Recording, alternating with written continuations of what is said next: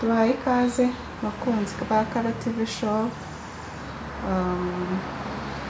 Bangiye kubazanira umutumirwa uyu munsi, umuvugabutumwa w'Imana bita Rumanzi Steven. Rumanzi umukozi w'Imana usize amavuta. Umunsi twifuje kuganira nawe, katumwakire kuri TV show. Karibu Rumanzi. Murakoze cyane. Meze neza? Ni amahoro. Twishimiye kubana nawe uyu munsi. Twifuzaga ko udusangiza ku ijambo ry'Imana ufite uyu munsi watubikiye wateganyirije. Tuguhaye ikaze. Murakoze cyane. Nitwa Rumanzi Steven, umuvugabutumwa mu itorero apostolique rikorera Kabeza. Ndi umugabo rero ndubatse. Ndabanza kubashimira ko banze ndeba akantu dufashe ko kajemo. Ndareba ntatazi by'ihuza.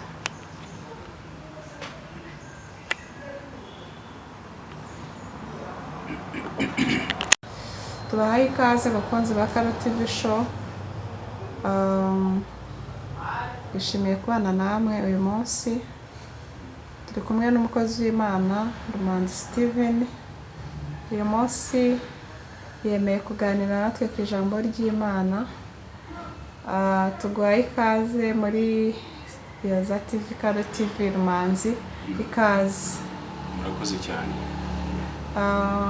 Atangira twibwira abwira abakunzi bacu badukurikiye.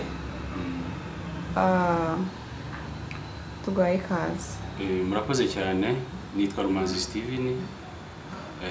Ndi umugabo ndubatse. Umuvugabutumwa mu itorero rya apostolique rikorera Kabeza. Yego. Rero murakoze cyane kuba mwanyakiriye kantumira kugira ngo tuganire ku ijambo ry'Imana. Yarakoze cyane Rumanzi, twishimiye kubana nawe uyu munsi. Abakunzi bacu nizeye kuri bubagezeho ijambo ryiza nk'uko usanzwe bikora, usanzwe tugukurikirana, kandi turagushimiye ko uyu munsi wemeye kuza kuganira natwe. Nashaka kukubaza ni irihe jambo wifuza kudusangiza uyu munsi? Ni ijambo nateguye kubera ibibazo turimo kubona mu miryango bijyanye n'imvururu zibamo no kutumvikana, kudashyira hamwe nk'abashakanye, bikaza kubera imbogamizi abana bavukira muri miryango, ariko cyane cyane bikaba birimo no kugaragara mu miryango ya Gikristo. Rero kubw'iyo mpamvu nifuje ko twaganiza abantu tubereka umuryango utubaha Imana ingaruka zibubaho. Nagira ngo rero tubiganireho muri make, wenda tuzagenda tukomeza ko abantu bagenda barushaho kumva neza no gusobanukirwa, hanyuma turebere hamwe ingaruka ziba ku miryango itubaha Imana. Muri make tugiye kuganira ku muryango utubaha Imana. Ingaruka ziba ku muryango utubaha Imana. Murakoze cyane. Batangira utubwira ingaruka nyine ziba ku muryango utubaha Imana, n'icyo umuryango ushaka gukora kugira ngo yubahe Imana. Hari abantu nyine baba babanye ariko batazi ukuntu bashobora kubaha Imana kugira ngo bashobore no kubaka urugo rwabo. Rero nifuzaga ko watangira utuganiriza ukuntu inzira bacamo. Murakoze cyane. Nahera ku miryango isanzwe. Mu buryo busanzwe bwa Kinyarwanda, mu muco wa Kinyarwanda, hari uburyo imiryango yubakwaga. Ukurikije mbere ibisekuru dukomokamo twese, imiryango twagiye tuvukiramo, twasanze hari uburyo Abanyarwanda bari bafite umuryango bawusigasira hakoreshejwe indangagaciro n'umuco na kirazira n'uburere umwana yahabwaga akiri umwana agakurira muri ubwo buryo. Ubwo buzima rero yakuriragamo bwamufashaga kuzavamo umuntu, umugore umeze nk'umuntu igihugu cyifuza uzahekera u Rwanda, umusore warezwe ufite uburere, akagira umuco, akagira kirazira. Ibyo byose byafashaga aba bantu kugira ngo bazatange umusaruro ukomeye igihugu kibifuzamo. Rero ibi byakorwaga n'umuco cyangwa n'uburere ndetse na kirazira. Hakabaho rero gutoza aba bantu, noneho imiryango rimwe na rimwe yabaga itazi n'Imana mu buryo bweruye, abantu basenga mu buryo bwabo, ariko kandi bagafashwa n'icyo kintu cyitwa ubupfura. Abantu bagiraga ubupfura, ariko ubupfura nanone bukabyarwa na bya bintu bitatu twavugaga. Uburere umwana ahabwa, umuco yamaze gukura, hanyuma akabona kirazira. Ibyo byose byamuremagamo umuntu uzatanga umusaruro mu gihugu.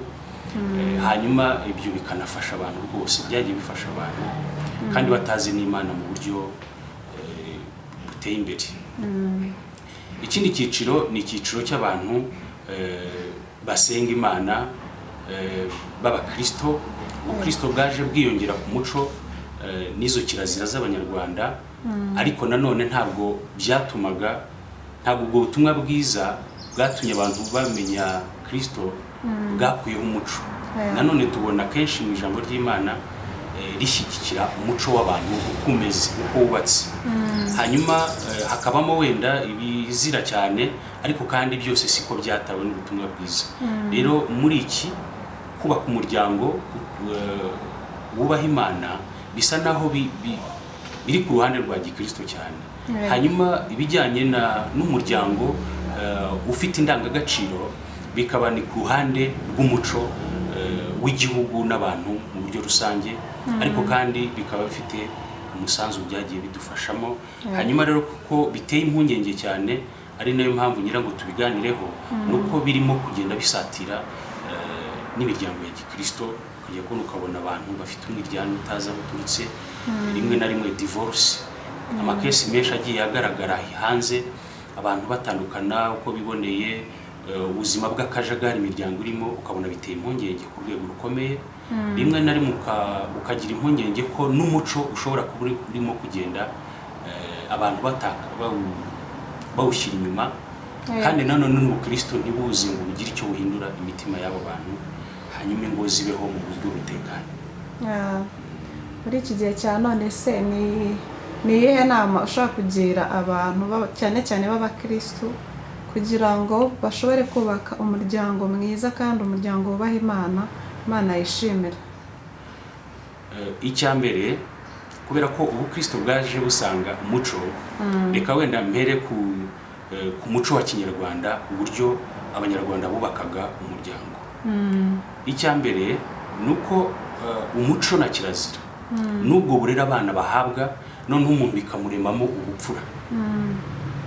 Abantu bakwiye kongera bagasubira ku muco. Ubwo ndavuga abantu batari Abakristo, batizera, batarinjira muri ubwo buzima bw'imyemerere, bakwiye kugarura umuco ukaza ufasha wa muryango kugira ngo abantu bagire ibyo batinya, abantu bagire igaruriro, abantu bagire kwigarura, kwibuza, kwiyimira, kumenya gufata imyanzuro, kumenya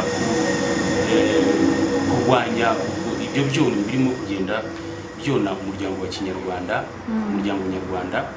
Hanyuma tukabifashwamo n'umuco. Impamvu rero navuze ngo uwo muco n'uburere na kirazira byaremaga ubupfura byari ko gukiranuka kw'Abanyarwanda bibonagamo. Ubupfura kugira ngo bize kumvikana, tujye ku ruhande rw'imiryango yizera cyangwa se imiryango ya Gikristo, ni ukugira ngo tubanze twumve ubupfura bwabyarwaga n'ubu burere n'uyu muco ndetse na kirazira. Akamaro k'ubupfura, ubupfura bwari iki? Iyo tureba imbonezabitekerezo z'Abanyarwanda uko babonaga ibintu, ubupfura kwari ko gukiranuka kw'Abanyarwanda. Hanyuma bigasobanura umuntu uwo ari we wese wifitemo kwirwanya, akitsinda, akica ku ngeso ishobora kumutera imibanire mibi na bagenzi be. Ubwo buryo rero bwari uburyo butuma uwo muntu ufite uwo muco ndanga wo kwiganwa avoma mu bupfura, ariko gukiranuka kw'Abanyarwanda wasangaga abantu binabaha n'amazina. Ugasanga ari abantu bitwa ba Rudakemwa, abagore bakitwa nta makemwa, abandi bakitwa Ngaruyimfura, imfura. Ugasanga harimo ako kantu k'ayo mazina yitirirwa ubuzima n'imibereho ishingiye ku muco. Noneho ba bantu bakaba n'abatagatifu mu buryo bw'umuco cyangwa se gukiranuka kw'abantu. Hanyuma rero abantu bakwiye kugaruka ku muco. Ndavuga Abanyarwanda bibona ku ruhande rutari urwo kwizera, rutari imiryango ya Gikristo, bakwiye kongera kureba uburyo bagarura umuco. Hanyuma kugira ngo iyi miryango itizera tuyibonemo ya miryango yari yubatse ifite indangagaciro, umugore n'umugabo n'abana bafite amahoro n'umunezero kuko babaga ari imfura. Hanyuma rero ku muryango wa Gikristo ho nahatinda cyane kuko ni imiryango ikwiriye kuba urugero rw'icyitegererezo mu yindi miryango yose yo mu isi, ndetse ikagaragaza imibereho y'ubumana. Imana irema isi yashimye yuko iremeramo abantu, nubwo yaremye amatungo n'inyamaswa zose, ariko yumva ari byiza ko irema ikindi kintu kibisumba, ikagiha isumbwe ari cyo muntu. Irema umuntu, irangije iramutekerereza, ifata agace gato ikarema kitwa Edeni, igashyiramo buri kintu cyose. Irangije ishyiramo umugore n'umugabo aribo Adamu na Eva. Ndabinyuramo nihuta. Ijambo ry'Imana ritwereka mu itangiriro mu bice 2 kugeza no mu bice 3 gakomeza uburyo Imana yafashe babana ikabashyira muri Edeni.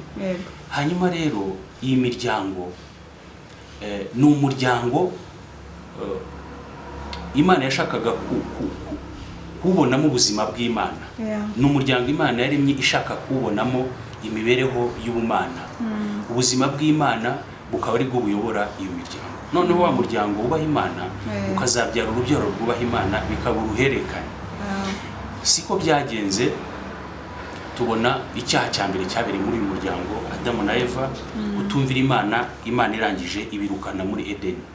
Uko kwirukanwa bavuye mu byuzuye, bagiye kwirwanira, bagiye kwirwanaho, bagiye kubyarira muri uyu muruho, mu buzima bushaririye, batakaze umwimerere w'Imana yashakaga kubona muri uyu muryango. Ubu rero ubukristo icyo bumaze nuko abantu bakwiye kureba icyo Imana ivuga ku muryango. Ngira ngo twakomeza tukabireba mu byanditswe byera. Nta kibazo.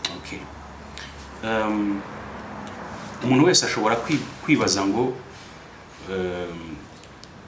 umuryango utangira kubakwa ryari, ni ryari umuryango ubaho? Ese umuryango ubaho ari uko umuntu abanje kubaka amazu akabona bira byose hanyuma icyo kintu kikitwa umuryango? Ntabwo ari byo.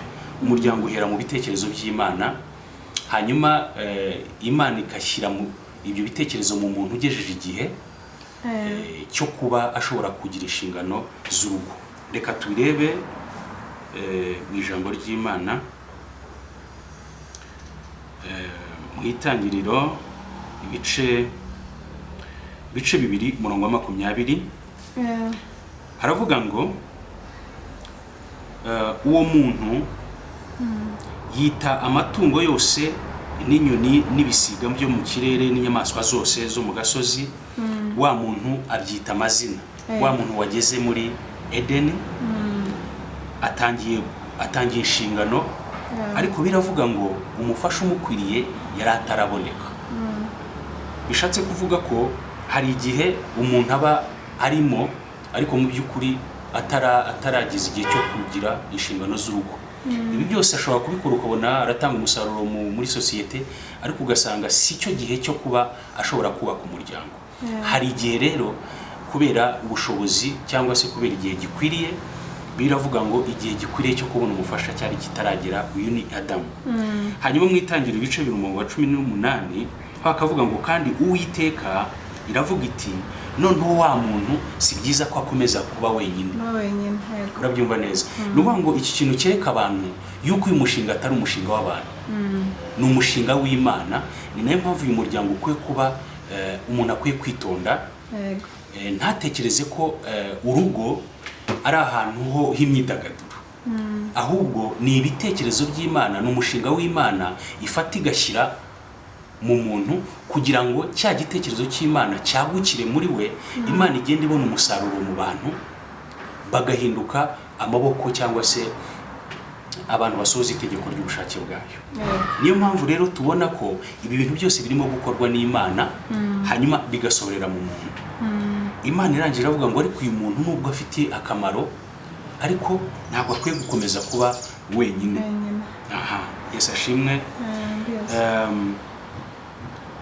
Iyo turebye nko mu Bakorinto ba mbere ibice 7:2, muri hangana ndasoma ibyanditswe kugira ngo bitaza kumvikana nkaho ari ibitekerezo by'umuntu, turebe imvano y'ukuri ku muryango wubaha Imana ukwiye kuba wubakitse. Haravuga ngo ariko kubwo kwirinda gusambana, umuntu wese umugabo agire umugore we n'umugore agire umugabo we. No kuvuga ngo hari impamvu zishobora gutuma ushaka, hari n'impamvu zishobora gutuma udashaka. Ariko ku ruhande rw'impamvu zishobora gutuma ushaka, icya mbere turakibonye nuko uba ugeze mu gihe cyo kubaka. Imana avuga ngo si byiza ko uyu muntu akomeza kuba wenyine. Cya gihe iyo kigeze ukakirenga, hari ibintu bishobora kwangizwa nuko warenze igihe cyo gukoreramo ibyo Imana ashaka gukora.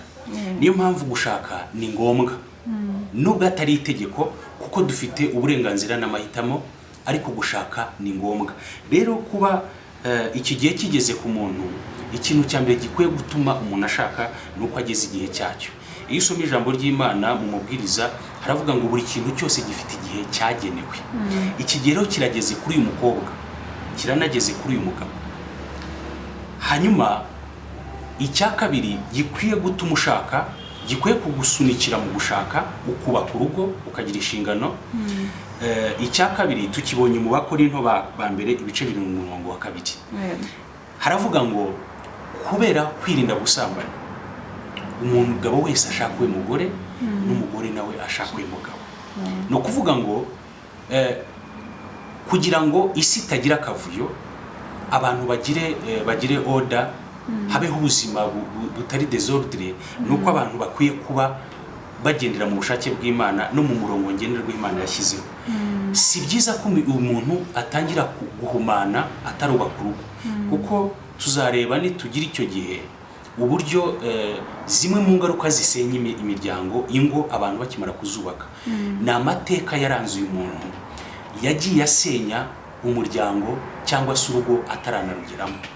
None ugasanga ibyo bintu biragenda bikurikirana wa muntu, ugasanga biremya akavuyo mu muryango we, ubuzima bw'urugo bukabihira umugore n'umugabo.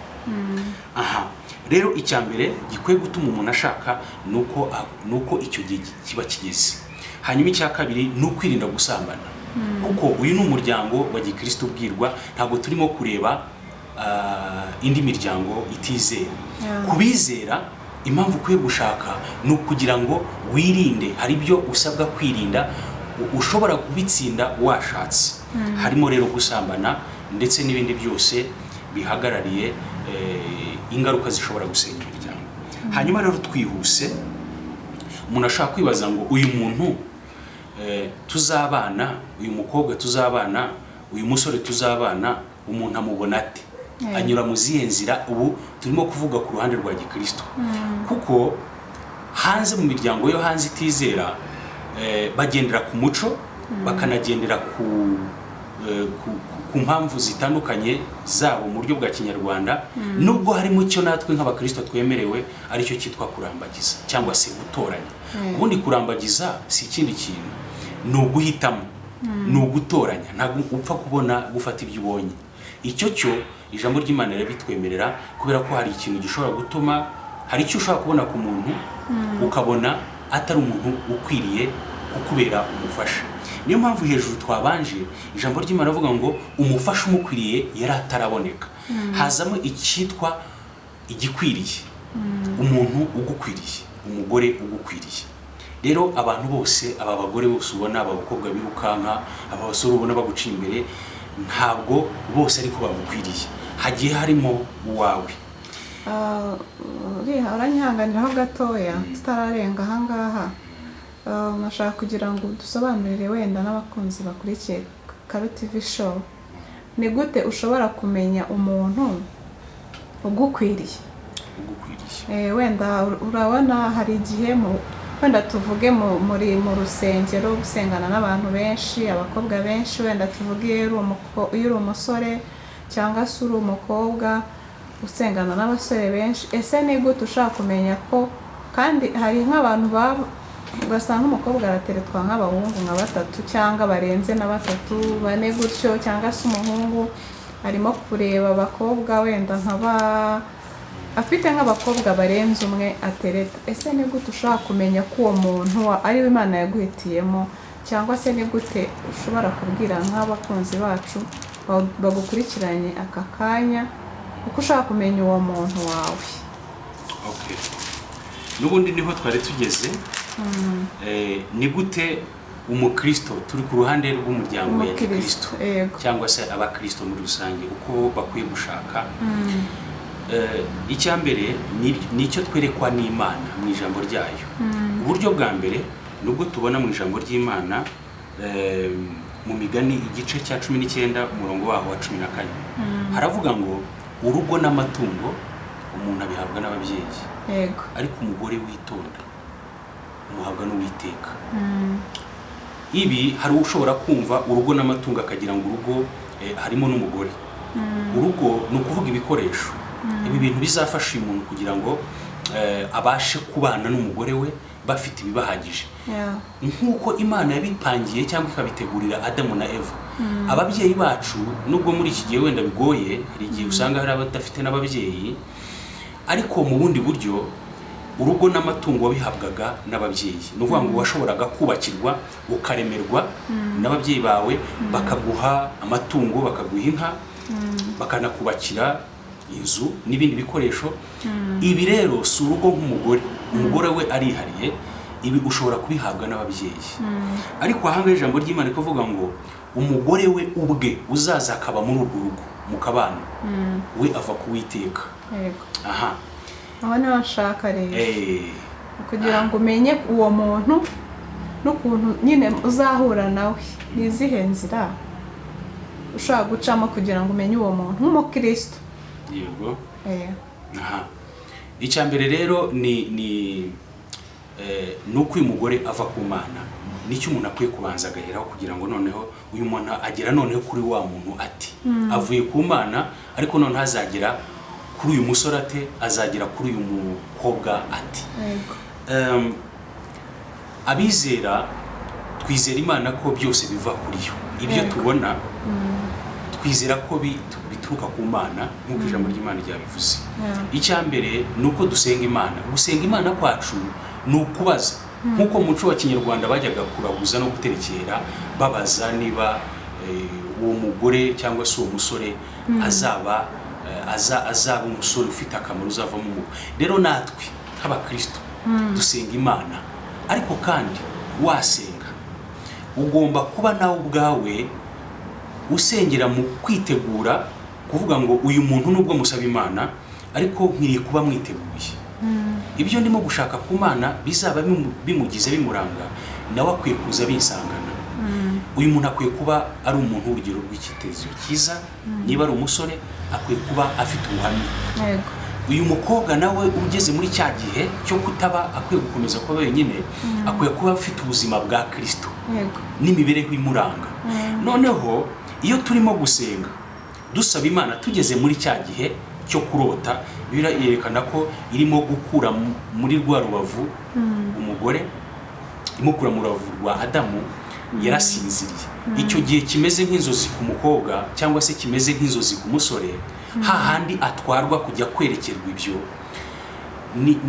niho ubuzima bwe butegurirwa cyangwa se bubwirirwa ibimukwiriye ni ibiki. Icya mbere, ufitanye ubushuti n'Imana. Iyo umuntu ufite ubushuti n'Imana cyangwa se mufitanye ubusabane, iyo uri inshuti y'Imana, Imana iragenda ikaguha mu nshuti zayo. Ariko uyu ni umuryango wubaha Imana. Aba ni ba bantu bagiye kuzaba inyungu z'ubwami bw'Imana mu isi.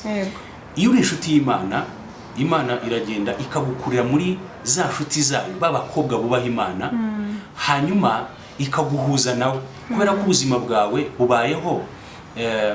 Dawudi yaravuze muri Zaburi ngo ab'isi bibwira ko, cyangwa se abami bakomeye, ko ubwami bwabo buzakomezwa n'ingabo nyinshi n'amafarasi n'ubuhanganye bwabo, ariko aravuga ngo ariko ibyacu bituruka ku Mana. Natwe rero nk'abakristo ugomba kuba uri inshuti y'Imana. Uyu musore tubwira, uyu mukobwa tubwira, ushaka kubaka akwiye kuba ari inshuti y'Imana.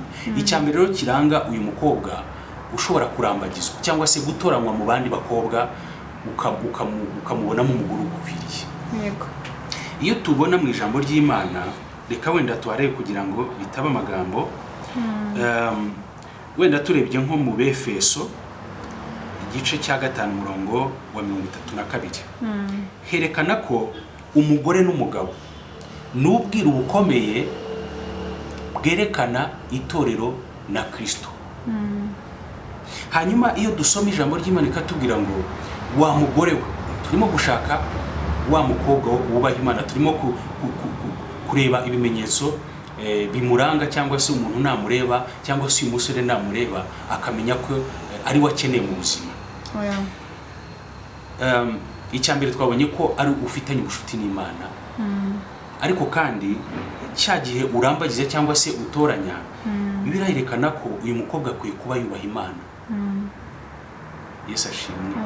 Uyu mukobwa akwiye kuba yubaha Imana. Niyo mpamvu ijambo ry'Imana uzasanga ari mugongo rimubwira ngo uyu muntu naba umugore akwiye kuzubaha Imana, n'umugabo agakunda umugore we, umugore akubaha umugabo, umugabo nawe agakunda umugore. Umugore uzubaha Imana umubonera akiri mu bwari bwe, akiri umukobwa ufite indangagaciro za Kinyarwanda zigenga umugore muzima cyangwa se umwari muzima uzabera urugo. Noneho yaba anakijijwe, ari umukristo, agomba kuba afite kubaha Imana bigaragarira n'abantu.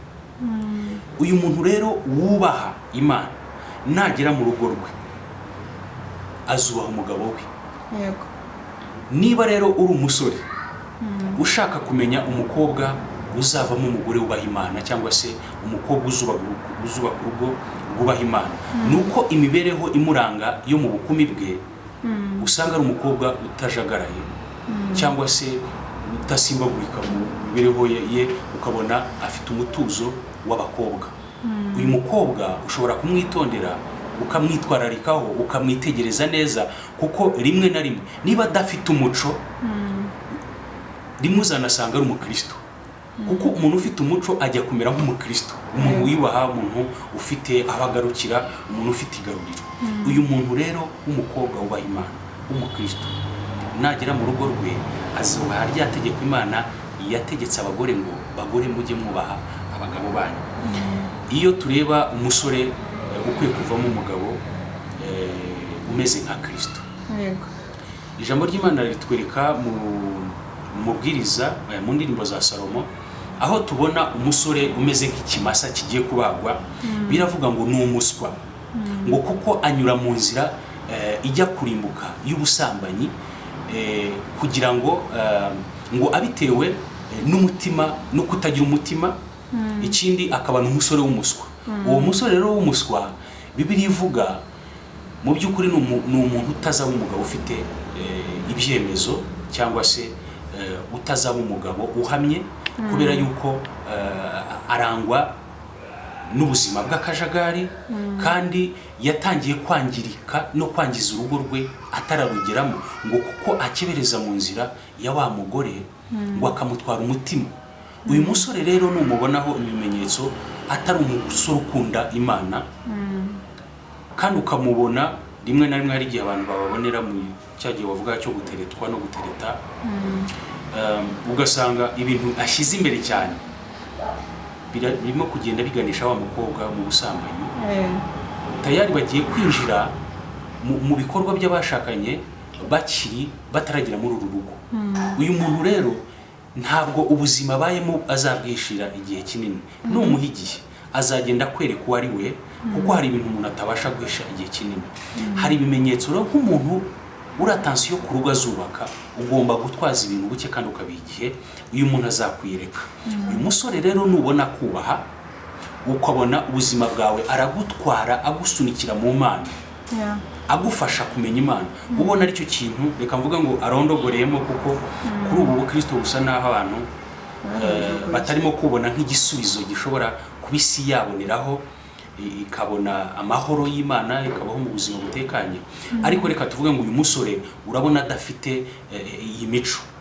Uyu musore arimo umugabo uzubaha Imana, kuko afite imico ya Kristo. Niyo mpamvu twasomye ijambo ry'Imana rikatubwira ngo umugore n'umugabo ni ubwiru bukomeye bwerekana Kristo n'itorero.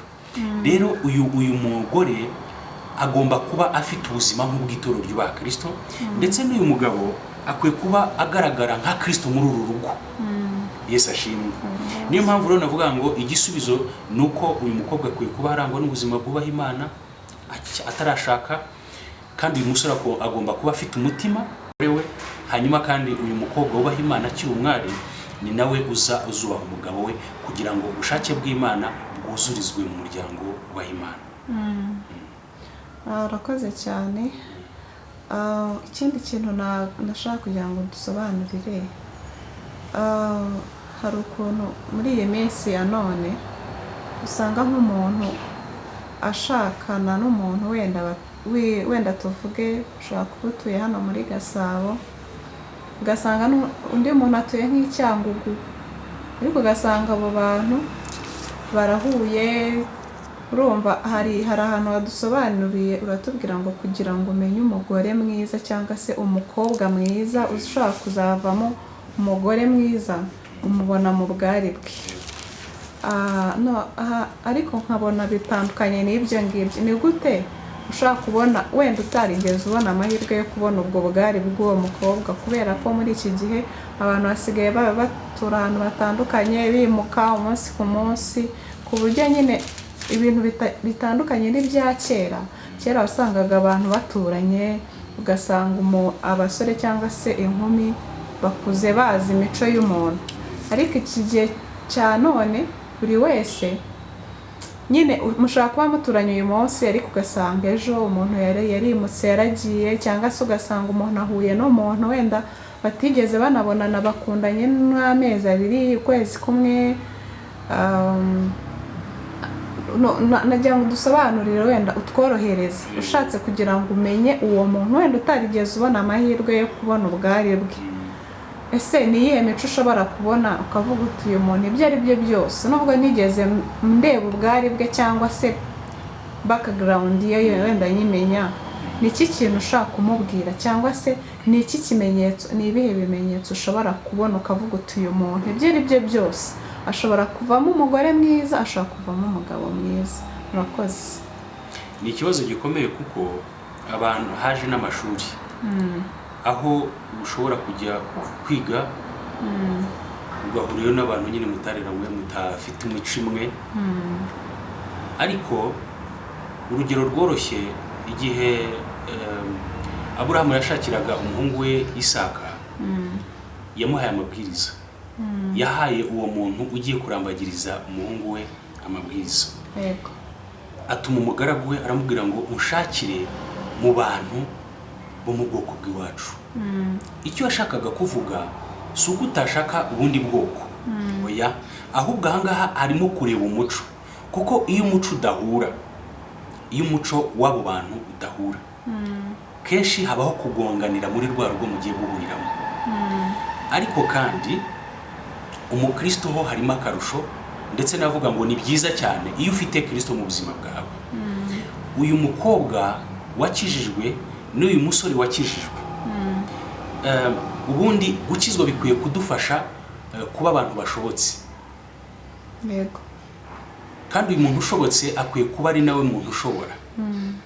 rero uyu mukobwa wakijijwe ufite za ndangagaciro zizavamo umugore umeze nk'ituro ry'ubaha Kristo, akwiriye kuba nubwo yaba afite ibyo yanyuzemo atarahura n'Imana, atarahura na Kristo ngo yakire Kristo mu buzima bwe, nubwo afite imico wenda ushobora kubanza kwitaho ngo urebe uyu muntu ameze ate. ndashaka kugira ngo twumve kuba Kristo uburyo byinoroshye cyane. icya mbere, uyu mukobwa mutariranywe, niba uri umukristo, hari uburyo ushobora kumubonamo imbuto z'umwuka cyangwa se imibereho yubaha Imana.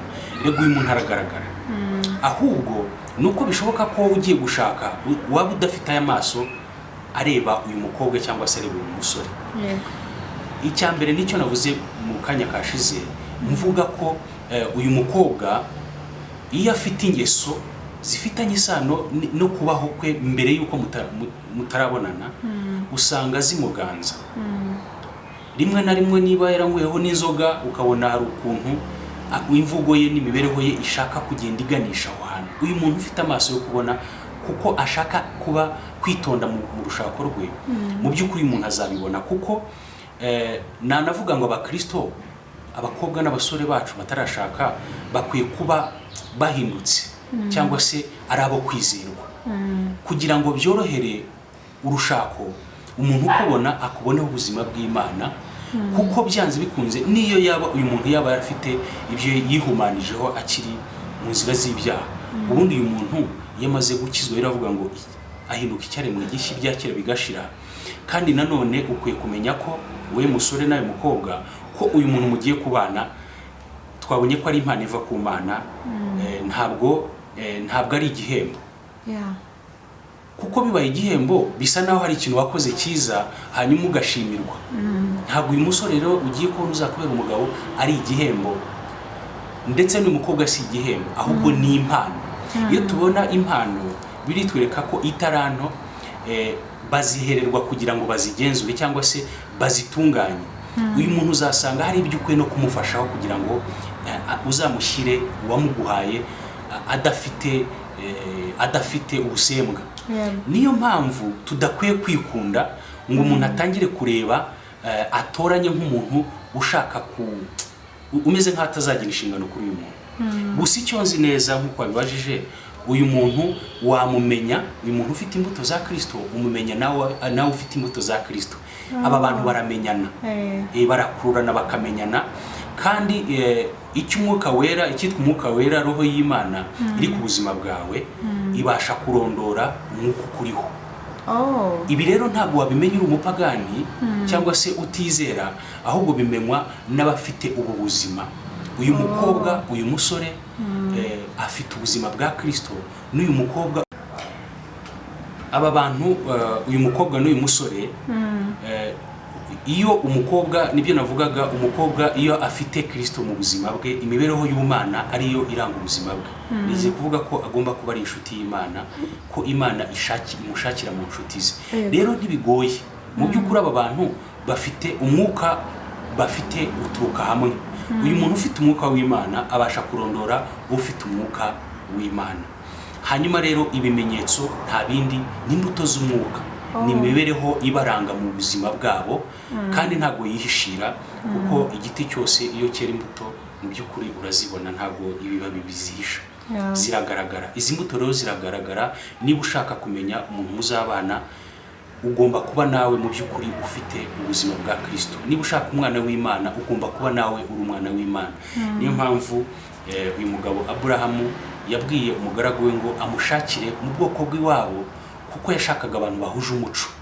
rero natwe dushaka abakristo kuko turi abakristo. ntabwo umuntu utizera akwiye kujya gushaka mu batizera, kuko ya mico ntizahura. niyo mpamvu izi ngo zizahura n'uyu mwiryane no guhondana kwa buri gihe. rero wenda nsoreje aho, nagira ngo turebe niba abadukurikiye banyuzwe. nagira ngo turebe abamaze gushakana bakwiye kubaho mu buzima bumeze gute, kugira ngo abatarashaka babarebereho, kuko ni ikibazo gikomeye. abantu bakwiye kuba urugero rw'icyitegererezo cyiza ku batari bashaka. Urakoze cyane. Mbere y'uko wenda ugera aho ngaho nashaka kugira ngo nkubaze akabazo kamwe cyangwa se wenda bibe nk'inama wagira nk'abashakanye cyane cyane nk'abakristu.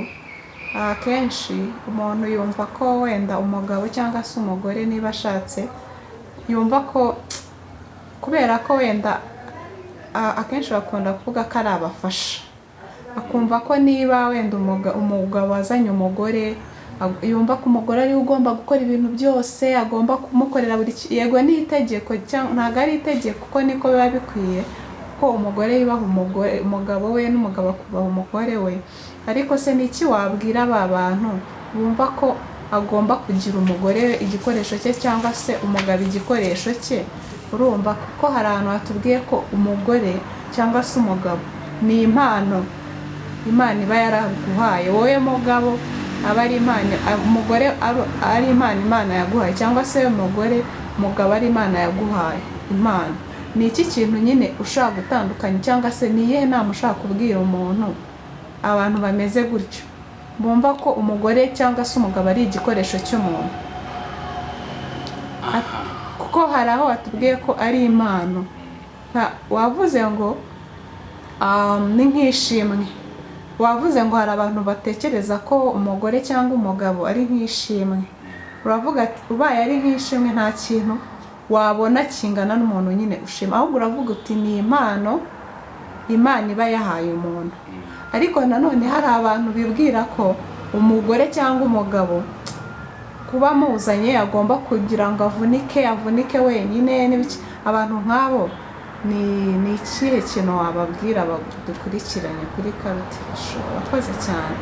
Ntekereza ko ibi bibazo bimwe abantu bagikunda kugira ku ijambo ry'Imana bifitanye isano n'uburyo Bibiliya yasobanuye. Ariko ubundi iyo tubona kuri icyo cyitwa umufasha nk'umuyede, rimwe na rimwe ushobora kumva umufasha ukagira ngo ni umuntu wowe ufite ikintu ukora kiri pontati cyane kurusha noneho kandi uriya arimo kugushyigikira, ni nk'umuyede n'umufundi. Ariko mu by'ukuri ni ubusobanuro buri satanike, ntabwo ari ubusobanuro bw'ukuri Imana yashaka kubwira abantu. Dore icyumvikana, Bibiliya yerekana ko umugore Imana yamukuye mu rubavu. Mu Kinyarwanda iyo bavuga mu rubavu ntabwo mu by'ukuri ari aka kagufwa kamwe, ahubwo mu Kinyarwanda iyi mvugo urubavu ni uruhande rw'ikintu. Tuvuge nk'abantu wenda babasha kumva vuba Ikinyarwanda, iyo uvuze ngo mu rubavu rw'inzu, kuko iryo jambo rirahari rirakoreshwa, ni ukuvuga ngo ni igice kimwe cy'inzu. Noneho uyu mugore rero si urubavu nk'igufwa. Abasomyi ba Bibiliya munyumve neza, ni uruhande rumwe rw'umugabo, ndetse mu ijambo ry'Imana hagaragaraza ko ari igice cy'umutima. Yafashe igice cy'umutima w'umugabo iremeramo uwo mugabo umugore.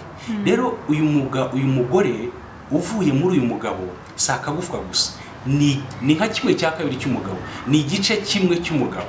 Niyo mpamvu nimusoma ijambo ry'Imana muzasanga Bibiliya ivuga ngo wa mugabo we ntabwo ibyo ufite ari ibyawe, utwara umubiri w'umugore.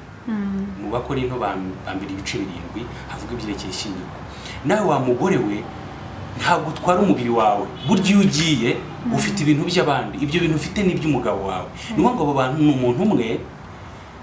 umuntu umwe urimo babiri, cyangwa se ni umuntu umwe ariko ushobora gusanga mu nshingano aba bantu hari icyo umugore ahagarariye ku mugabo. Bishaka kuvuga rero ko umugore mu by'ukuri si umufasha, ahubwo umugabo n'umugore bose barafashanya.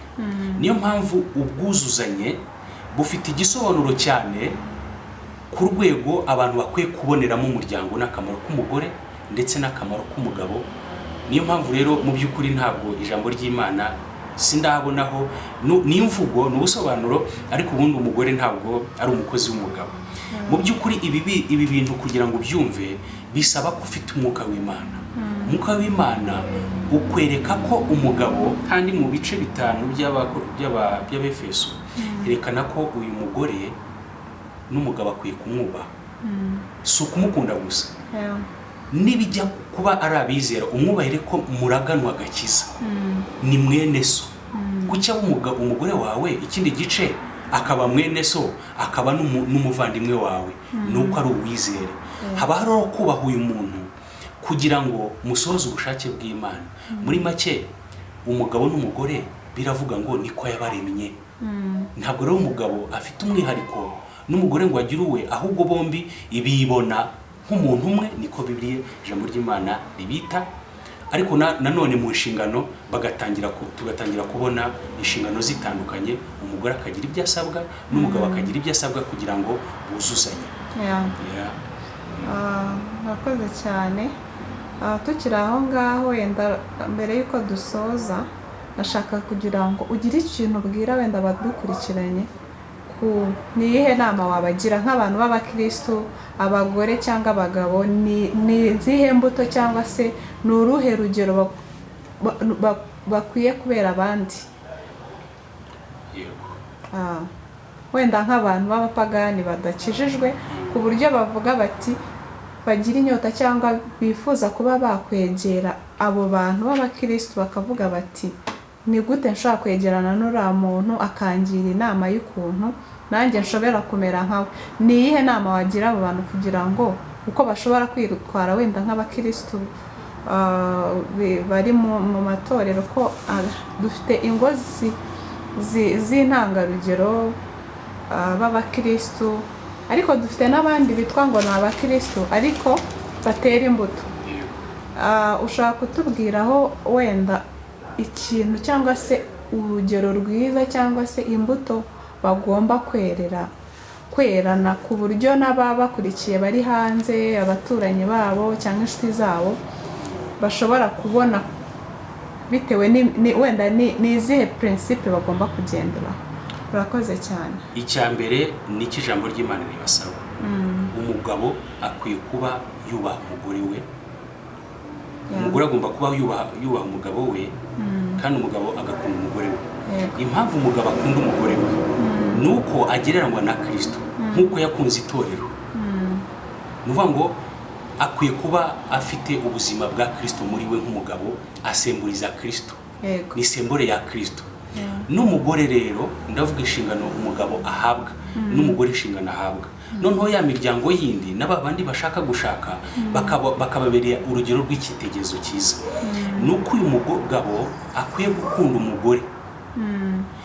Kubera icyo umugabo akunda umugore, umugore ntasabwe gukunda umugabo we. Kubera iki? Nuko umugore yumvira mu rukundo. Iyo umugore akunzwe niho yiyumvira, niho yumva, atekereza mu rukundo.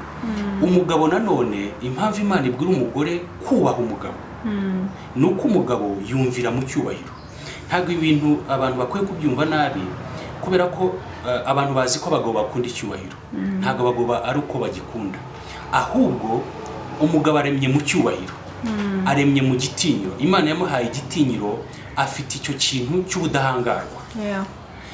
Iyo uvogereye ubugabo bwe, icyo cyitwa ubugabo, icyo gitinyiro cye, mu by'ukuri ibintu ntabwo bibaho, ibintu byose birapfa. Kugira ngo ushobore umugabo rero wa mugore we, uzamwubahe. Nicyo mu Kinyarwanda bavuga ngo ushaka kwica ubukombe arabwagaza. Nubwo ari ubukombe, ni imfizi ifite igitinyiro, ifite igihagararo hariya. Ariko kugira ngo uyitinyuke ntigire icyo gutwara, igishaka kwica ubukombe kirabwagaza. Aba bagabo ni ubukombe rero, ni abantu bumvira mu cyubahiro. Iyo umwubashye, ikintu cyose wamukorera, ikintu cyose ushaka ko akora, aragikora. Kandi iyo umwubaha, abasha nawe kukumva. Rero Bibiliya yerekana ko urukundo rubyara icyubahiro. Iyo Bibiliya avuga ngo namwe bagabo mukunde abagore banyu, kugira ngo abagore babone uko babubaha. Ukuvuga ngo abadamu badukurikiye cyangwa se abagore badukurikiye barumva ko urufunguzo rwa mbere cyangwa se password ya mbere ni ukubaha umugabo, nta kindi. Kuko umugabo aremye mu cyubahiro, aremye mu gitinyiro. Niyo mpamvu uzajya ubona abagabo bafite igitinyiro karemano, niko bateye, ntabwo ari ugukunda icyubahiro. Niyo mpamvu Imana ishaka kugira ngo izi ngo zigire urugo rwubaha Imana. Umugabo akwiriye kubahwa, n'umugore agakundwa. Nibwo amahoro azagaruka muri uru rugo, kuko buri wese arabona ibyo akeneye kandi bimukwiriye kugira ngo atange umusaruro. Arakoze cyane. ubwo ndumva ko umugore agomba kubaha umugabo we akamuha icyubahiro agenewe, hanyuma umugabo nawe agakunda umugore we. Ni iki kintu wabwira nk'abagabo badakunda abagore babo? Bibiliya iravuga ngo umuntu udakunda umugore we ntabwo yikunda. Abakorinto, muzasome igice cya mbere igice cya 7 cy'Abakorinto ba mbere, havuga ibyerekeye ishyingirwa, urwo rutonde rw'ibintu byose muzabisangamo. Umugabo rero udakunda umugore we mu by'ukuri ntabwo yikunda, kuko umugore we ni igice cy'ubuzima bwe. Ni nko kwiyanga, kuko kumukunda nta nubwo bikwiye kuba itegeko, ni ikintu kiri ngombwa, kuko niko ibintu bikwiye kugenda, ni umwimerere w'ibintu. Rero kudakunda umugore wawe ntekereza ko atari nuko utikunda, niko ijambo ry'Imana rivuga. Nakoze cyane mukozi w'Imana. Ikindi kintu wenda navuga mbere yuko dusoza, ni iki kintu wenda abakristo muri rusange cyangwa se imiryango ya gikristo muri rusange igomba gukora cyane muri iyi minsi turimo ya none, iminsi yabaye mibi, Satani yarahagurutse cyane hagurukira imiryango, amadivorce menshi. Nabonye n'abakristo ba divorce, ukabona umugabo cyangwa umugore ntagatinye gukora divorce, cyangwa ugasanga umugabo ntatinye gukubita umugore we, cyangwa ugasanga umugore ntatinye gusuzugura umugabo we. Ese abo bantu ni iki kintu cyabafasha wababwira bashobora gukora muri iki gihe cya none turimo? Ntabwo ibihe bizahindura ubutumwa bwiza icyo buvuze.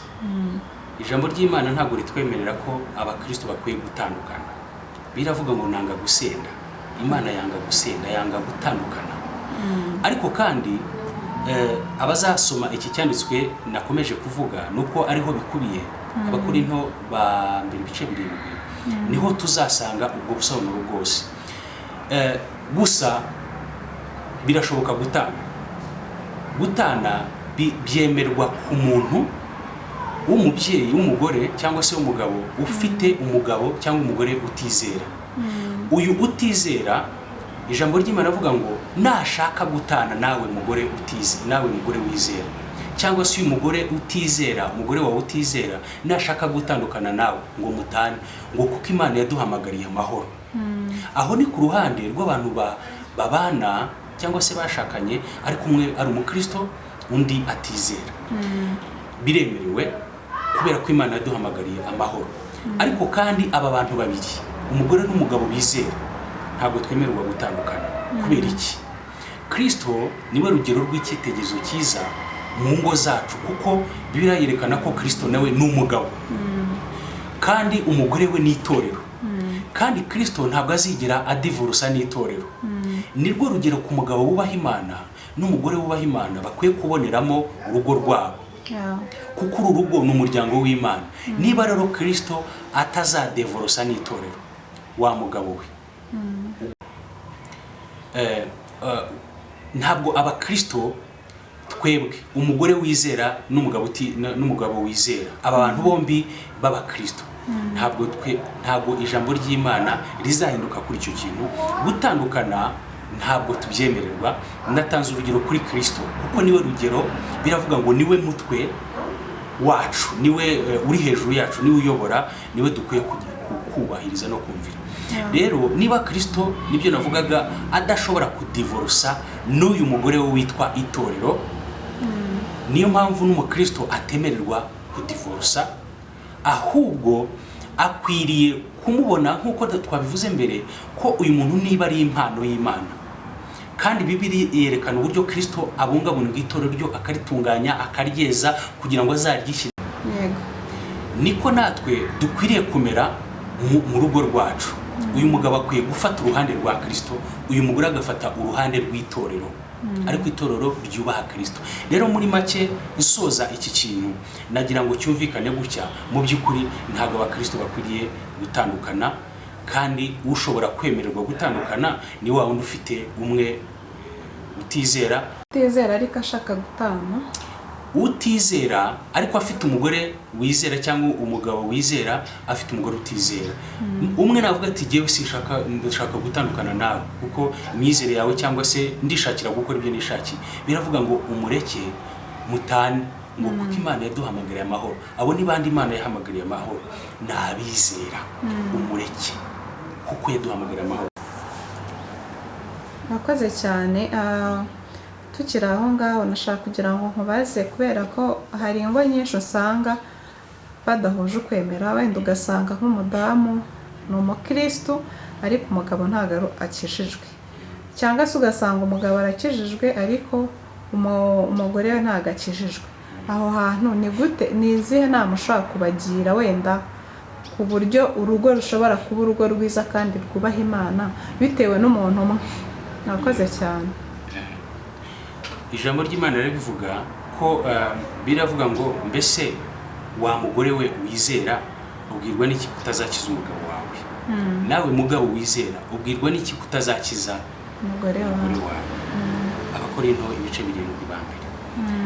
Nuko biravuga ngo ugomba kumwerera imbuto ngo kugira ngo azareshywe n'imbuto zawe, ngo naho utavuga cya gihe cyo kugendererwamo kwe Imana igendera umutima we izahera ku mbuto wamwereye. Ni ukuvuga ngo wa muntu nubwo tumaze kubona mu by'ukuri koko ko uyu muntu atari igihembo ahubwo ari impano uhawe inshingano kuri uwo muntu, nicyo bivuze. Uyu muntu uzamutunganya, ufite inshingano zo kumugira umuntu uzagaragariza imbere y'Imana cyangwa se uzamurikira Imana adafite icyo abuze, kuko dufite inshingano ku bagore bacu. Rero ijambo ry'Imana rivuga ngo wa mugore we cyangwa se wa mugabo we ugomba kwerera imbuto uyu mugore wawe cyangwa se uyu mugabo wawe, ngo kugira ngo Imana izabona aho ihera imugenderera. Ariko uyu ni umugabo wizera ufite umugore utizera nyine, ndetse n'umugore wizera ariko afite umugabo utizera.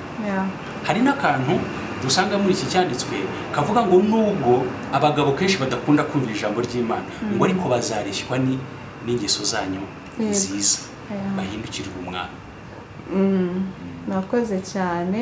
Wenda tukiri aho mbere y'uko dusoza, nashaka kugira ngo tubwire ku bijyanye n'imiryango wenda ya gikristo, ukuntu bashobora kuko dusanga iyo umugore n'umugabo bari kumwe wenda bakoze umuryango, akenshi hazamo n'urubyaro, Imana ikabaha umugisha bakabyara.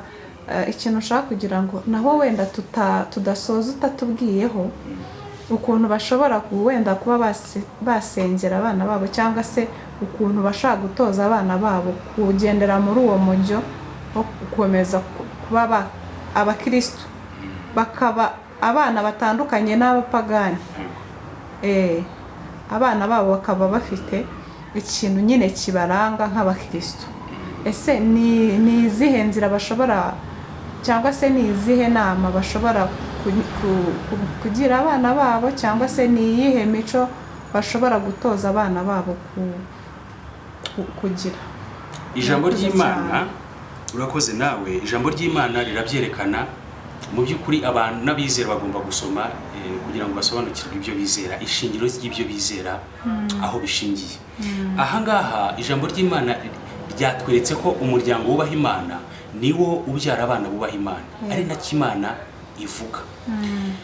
Rero muri rusange ubundi ntabwo abana bakora ibyo twababwiye, abana bakora ibyo batubonanye, batojwe ibyo batubonana.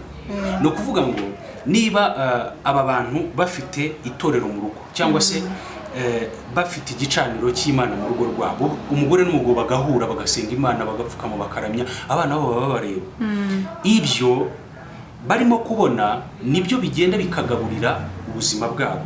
Noneho bagatangira kuba ibyo babonye. Mu by'ukuri n'abahanga bavuga ko nyine abana ntago bazakora ibyo twababwiye, mujye mugira gutya muzamere gutya, nta nubwo babishobora. Ahiyandika ku buzima mu mwuka wabo handikwaho ibyo babona. Kuko umugore n'umugabo navuga ngo ni rero umudo w'abana babo. Abana bazaba ibyo babonye ku babyeyi babo. Niyo mpamvu umubyeyi akwiye gutinda cyane mu myitwarire agaragariza abana be kurusha gushyira imbaraga cyane mu kubigisha hakoreshejwe inyigisho. Abana baba ibyo babonye ku babyeyi babo. Hanyuma kandi icyanyuma kuri icyo kibazo warubajije, imiryango ya Gikristo ikwiye kubaho mu buzima gusenga, bakagira igicaniro mu rugo rwabo. Igicaniro, iyo mvuze igicaniro abakristo barabyumva. Igicaniro ni ukubaho kw'Imana aho hantu, ni ubuzima bw'Imana muri uru rugo. Rero iyo bariteranye basenga, abana bagenda batura iyo mico bakazaba ibyo babonye. Rero ibyo batubonanye nibyo bazaba byo. Urakoze cyane. Nashaka kugira ngo wenda bari ko dusoza, ikindi kintu wenda nicyo ushobora kubwira nk'abantu bashobora gukurikirana Karo TV show, bashobora gukurikirana kino kiganiro badakijijwe ariko bifuza kuzakizwa. Ese ni iki kintu ushobora kubabwira bashobora kugenderaho, cyangwa se bifuza wenda kuba abakristo ariko wenda hari ibintu bimwe na bimwe bakirimo bikibabuza, nk'abantu bari bukurikire wenda kino kiganiro cyangwa se barimo kudukurikirana aka kanya badakijijwe, ni iyihe nama wabaha cyangwa se wabagira? Nagira ngo mbagire inama y'Imana. Tubona ijambo ry'Imana ribwira abo bantu. Ijambo ry'Imana riravuga muri Petero wa mbere ibice n'umurongo wa mbere, haravuga ngo nk'uko bikwiriye, nk'uko Kristo yatubabarijwe mu mubiri, niko avuga, aba ariko namwe mwambara wa mutima we nk'intwaro, ngo kuko umuntu ubabarizwa mu mubiri aba amaze kurika ibyaha. Uwo muntu aherekwa amara iminsi yose asigaye akiri mu mubiri. Rero Bibiliya yerekana ko uyu muntu atarapfa, amara iminsi yose isigaye akiri mu mubiri, ngo atakigengwa n'irari rya kamere y'abantu, ahubwo akora ibyo Imana ishaka. Biravuga ngo kuko igihe cyashize ku murongo wa 3 ngo cyari gihagije cyo kubikora. Nagira ngo ngire abantu inama y'Imana, ari nawo mugambi Imana ifite ku isi, nuko abantu bakizwa. Abantu bakwiye kwakira Kristo nk'umwami n'umukiza wabo, kugira ngo abashe kunesha icyaha mu buzima bwabo. Kwakira Kristo nk'intwaro nuko Kristo nawe yambaye wa mubiri wacu, ziko yigize umuntu, yabikore kugira ngo aneshereze icyaha mu mubiri yambaye. Natwe yambaye umubiri wacu anesha icyaha, natwe twambara Kristo mu mubiri wacu, icyaha ntikigire ubushobozi. Rero niyo mpamvu nagira abantu bashaka kubaka ingo zubaha Imana. Ntabwo wakubaka urugo rwubaha Imana utafite Kristo. Rero fata umwanzuro, nicyo kintu cya mbere. Fata umwanzuro, wumve ko igihe cyashize gikwiye kuba gihagije, niko birivuga, cyo gukora ibyo abapagani bakunda gukora, hanyuma uze kuri Kristo. Nushaka gushaka nk'umukobwa, nushaka gushaka we musore ushaka kubaka urugo, Imana izaguhuza n'inshuti yayo kugira ngo mwubake umuryango wubaha Imana. Imana nibareba ibabone nk'uko yashakaga umuryango uzamera muri Edeni igihe cya Adamu na Eva. Rero nagira ngo iki kintu munyihangane nacyo ivugeho, wenda ari naho dusoreza. Ndakundisha abantu gukizwa, nanjye ndi umugabo, nanjye mbere yuko nkizwa nzabaha ubwo buhamya ni habaho uwo mwanya. Nagira ngo mbahe ibyo nanjye byamfashije. Nagira ngo turebe uyu mugore, kuko imiryango ikwiye kubakirwa ku mugore n'umugabo. Iyo dusoma ijambo ry'Imana mu Migani ibice 31 murongo wa 11, haravuga ngo umugore wubaha Imana, inyungu ziri ku mugore wubaha Imana nuko umugabo we ahora amwiringira. Kandi wibuke yuko ikintu cya mbere imiryango irimo gutakaza ni icyizere. Uyu mugore wubaha Imana, uyu mugore ukenewe kubaka urugo, akwiriye kumenya ko inyungu zo kubaha Imana zituma umugabo we amwiringira. Icya kabiri, ahora amugirira neza igihe cyose akiriho. Izi ni inyungu ziba ku mugore wubaha Imana. Icya gatatu, umugabo we nanone bigiye ku mugabo. Umugabo we azamenyekana mu marembo y'imidugudu ni imijyi cyangwa ahantu batuye, ngo yicaranye n'abakuru b'ibihugu. Mbese uyu mugore ahesha icyubahiro urugo, ahesha icyubahiro umugabo. Uyu umugabo we agomba kumenyekana kubera ko ni umugore wubaha Imana. Ahantu ushaka gusoreza aravuga ngo umugabo yarangiza akavuga ngo abagore bose bagira neza, ariko uwanjye we abarusha muri byose. Turashaka kubona umuryango ufitanye icyizere, ufite ubuzima, umugabo yizera umugore, umugore yizera umugabo. Ibi bizaturuka muri bya bintu biri twahereho, reka imiryango y'abizera kugira ngo bamenye ko uyu mugabo akwiye guhagarara mu rugo rwe afite ishusho ya Kristo, kandi uyu mugore wizera akwiye kumenya ko ahagarara imbere y'uru rugo n'abana n'umugabo we agaragaza itorero ryubaha Kristo. Ibyo nibibaho bizatuma abantu bahuza imitima kandi bubahana, basenya umugozi. Ndagusaba kugira ngo umuntu wese wari ufashe icyemezo kibi agihagarike nonaha, amenye ko afite inshingano ku muryango we, amenye ko agomba kubera undi ibyishimo n'umunezero. Data mwiza, icyo ni kibi cyawe reka ugaragare muri iyi miryango, ndetse tukweretse n'imiryango itubaha Imana itakuzi, kugira ngo ukomeze kubasanga igihe gikwiriye cyo kuguhindukira bazakumenye, kandi ntibatinde kuko igihe ni kigufi. Imana ibahe umugisha. Amen.